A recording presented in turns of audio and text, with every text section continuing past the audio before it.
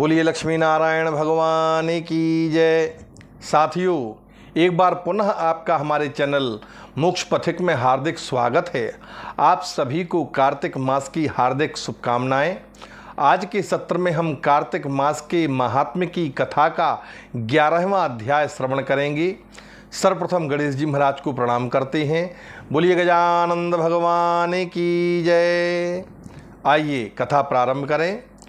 अभी तक हमने सुना है कि जलंधर नाम के राक्षस ने अमरावती की सभा में जाकर के देवराज इंद्र को पराजित कर दिया और सभी देवता भाग करके पर्वतों की गुफाओं में जाकर के मंदराचल आदि की गुफाओं में जाकर के छिप जाते हैं।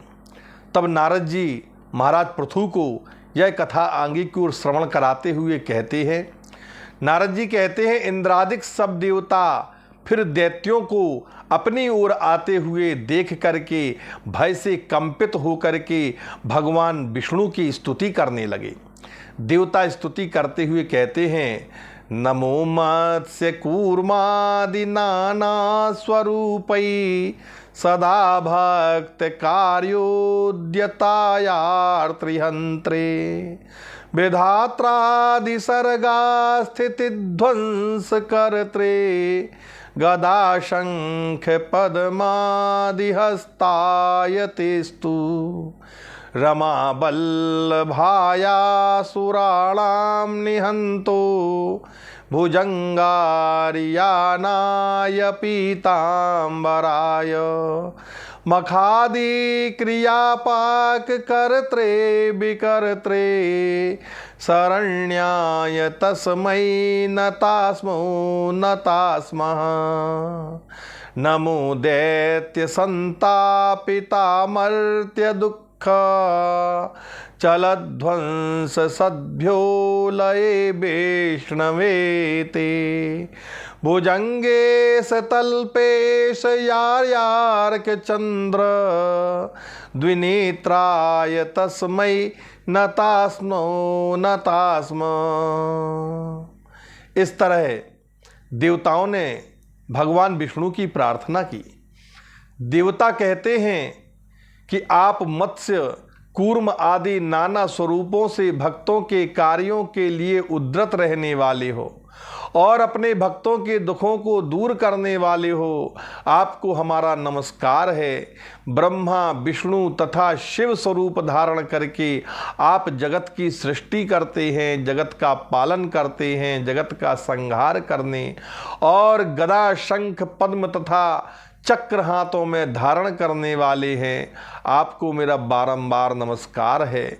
लक्ष्मी के प्यारे, असुरों को मारने वाले तथा गरुड़ पर चढ़कर के चलने वाले, हे पीतांबरधारी, यज्ञादि क्रियाओं का परिपाक करने एवं विकार युक्त होने वाले तथा शरणागत की रक्षा करने वाले, आपको बारंबार नमस्कार है। दैत्यों द्वारा तापित मनुष्यों के दुख रूपी पहाड़ को ध्वंस करने वाले और वज्र स्वरूप तथा शेषनाग रूपी सैया पर शयन करने वाले, सूर्य चंद्रमा रूप के 2 नेत्रों वाले, हे प्रभु आपको हमारा नमस्कार है।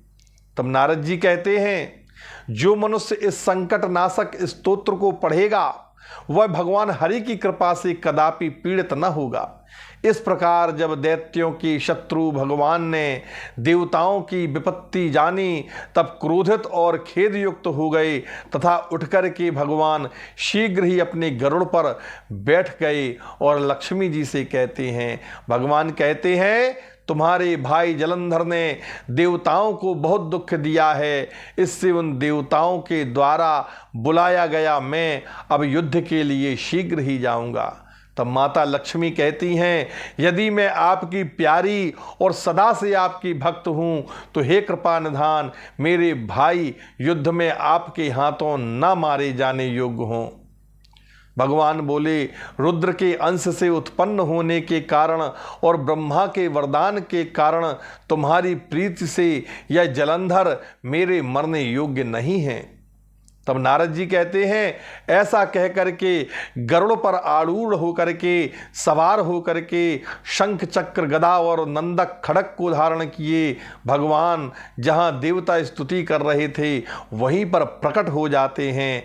इसके अनंतर अरुण के अनुज गरुड़ के प्रचंड पंखों के पवन से पीड़ित और बादल से उड़ाए गए दैत्य आकाश में मेघों के समान उड़ने लगे। उसके बाद जलंधर दैत्यों को पवन से पीड़ित देख करके क्रोध से आकाश में उछल करके भगवान विष्णु के समीप गया। बाणों से आकाश को अवकाश रहित अर्थात बाण पूरित करते हुए भगवान तथा दैत्यों में बड़ा युद्ध हुआ। विष्णु भगवान ने अपने बाणों से दैत्यों के छत्र धनुष और घोड़े काट डाले और उनके हृदय में भी एक बाण मारा। तदनंतर वह दैत्य गदा हाथ में लेकर के अति शीघ्र उछल करके गरुड़ के मस्तक पर प्रहार करके उनको पृथ्वी पर गिरा देता है। विष्णु भगवान ने हंसकर उसकी गदा को अपने खड्ग से काट डाला। तब उसने विष्णु भगवान के हृदय में एक प्रबल घूंसा मारा। इसके बाद वे दोनों बलि बाहु युद्ध से और मल्ल युद्ध करने लगे। दोनों बाहुओं से घूंसों से एक दूसरे को घुटनों से पृथ्वी को शब्दायमान करते हुए युद्ध करने लगते हैं। उन दोनों ने बहुत देर तक सुंदर युद्ध किया। तब प्रतापवान भगवान विष्णु मेघ के समान गंभीर वाणी में उस दैत्यराज जलंधर से कहते हैं, भगवान कहते हैं, अरे दैत्येंद्र तू वर मांग, मैं तेरे पराक्रम से प्रसन्न हूँ। नहीं देने योग्य वस्तु भी यदि तेरे मन में कोई इच्छा हो तो उसे मांग ले, मैं तुझे आज वह दे दूंगा। तब जलंधर कहता है, हे भगनीपति, यदि आप प्रसन्न हैं तो मुझे एक वर दीजिए। वह यह है कि आज आप मेरी बहन अर्थात लक्ष्मी जी और अपने गणों समेत मेरे घर में वास करें। नारद जी बोले, तथास्तु। ऐसा कहकर के भगवान सब देवताओं और लक्ष्मी सहित जलंधर के नगर को चले गए। महाबाहु जलंधर देवताओं के अधिकारों पर दैत्यों को स्थापित करके पृथ्वी में चला गया और देवता गंधर्व सिद्ध इन सब के पास जो कुछ रत्न अथवा सर्वोत्तम वस्तुएं थीं उनको अपने बस में करके सागर नंदन जलंधर राजा बन बैठा।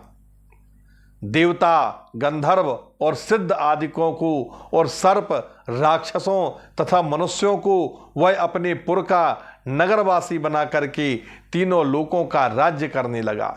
इस प्रकार जलंधर देवताओं को अपने बस में करके प्रजा का धर्म से निज पुत्र के समान पालन करता था। जलंधर के धर्म राज्य करने के समय न कोई रोगी हुआ, न दुखी हुआ, न कोई दुर्बल हुआ, न कोई दरिद्र ही दिखाई देता था। अर्थात उस राज्य में सब प्रजा आनंद से समय को व्यतीत करती थी। नारद मुनि कहते हैं, उस दानवेंद्र के धर्म राज्य करने के समय उसकी राज्य लक्ष्मी को देखने और विष्णु भगवान की सेवा करने को मैं भी एक बार वहाँ गया था। यह कथा यहीं पर समापन होती है। इति श्री पद्म पुराणे कार्तिक माहात्म्ये एकादशोऽध्यायः। बोलिए वृंदावन बिहारी लाल की जय। बोलिए कार्तिक मास की जय। लक्ष्मी नारायण भगवान की जय। साथियों, अगर आप हमारे चैनल पर प्रथम बार हैं तो कृपया वीडियो को लाइक करें, चैनल को सब्सक्राइब करें और बेल आइकन दबाना ना भूलें और जनहित में वीडियो को आगे की ओर शेयर करें। इसमें जय श्री राम अथवा राधे राधे कमेंट करें। जय सीताराम।